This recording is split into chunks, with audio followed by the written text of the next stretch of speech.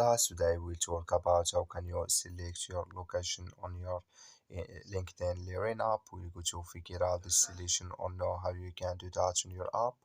All you have to do, you just go down, click here on my Learning down here. When you click on it, it's going to take you to this list, and all you have to do, just click on your name here. So when you click on your name, it's going to take you to your profile. Then all you have to do, just go above this sign, click on it here. So then it's going to take you to this list, and you go down here, you just keep going down and you click here on account settings. Sorry, when you click here on account settings, it's going to take you to this list here. Just waiting to open video.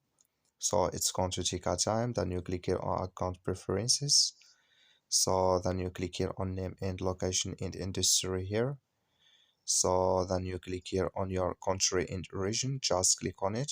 And here can you add your country here. When you're down, just go above save, click on it, then it's going to save with you. That's all you have to do. Thank you for watching. Don't forget to support us by liking, subscribe.